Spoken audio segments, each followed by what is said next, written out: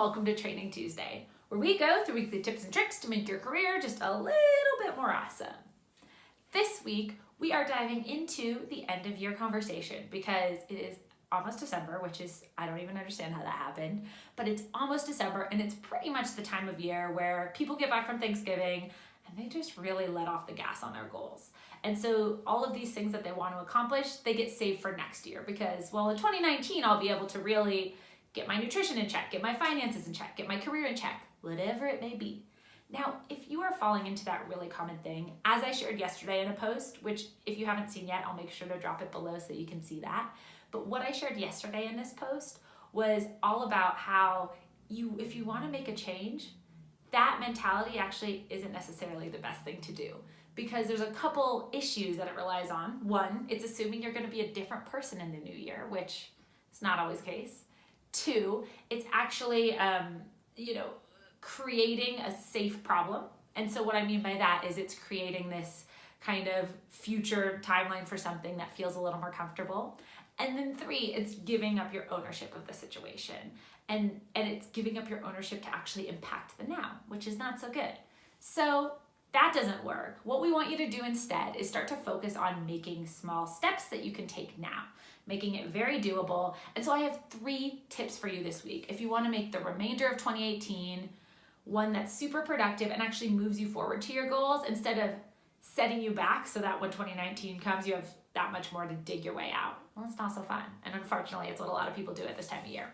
So if you want to make this year, the remainder of this year really productive, I have 3 tips for you. 1, I want you to start to change your language. And what I mean by that is stop falling into this really common thing I hear people say, which is the new year, new me mantra, right? We want you to start to talk more about how you're an ever evolving person. And even though it's appealing to talk about the clean slate that you're going to have in the next year, I want you to remember that even if it's a new year, it's kind of an arbitrary date. There is not necessarily a clean slate in a lot of ways.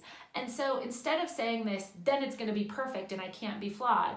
Instead, remember that it's okay to be a flawed person who is still evolving. So focus on the fact that you're still evolving. Please, please, please avoid the new year, new me mantra. And if you need help on what other things you can say to yourself, you can always shoot me a note. I'm happy to help. So that's tip number 1. Tip number 2, I want you to actually get a piece of paper, take it, and write down what is one thing you can do to move forward whatever your goal is by the end of the year. So first, identify what the goal is. Is it to get your finances in check, nutrition, career, any of those things that I mentioned before? Whatever that goal is, what is one thing you can do to start to feel like you're moving that forward before end of year? Because momentum is huge.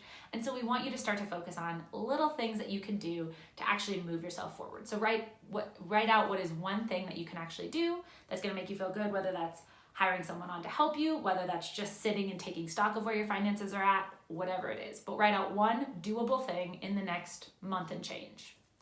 Number 3, your tip is to really make sure that you have some sort of external accountability. So whether that is getting a financial planner to help you, hiring a nutrition coach, setting a bet with a group of girlfriends to say, hey, we're all agreeing that we're gonna do X, Y, and Z, and if we don't, here's what's gonna happen as a result of it.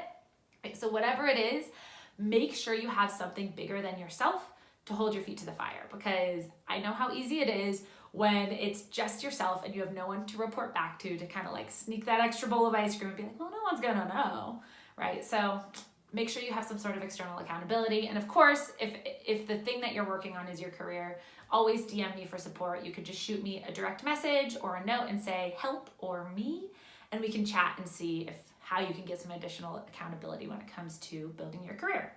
So try those 3 tips on for size, change your language, write your 1 step, and actually make sure you're getting accountability. Try those tips on for size, comment below which thing you're gonna do first. And in the meantime, happy working.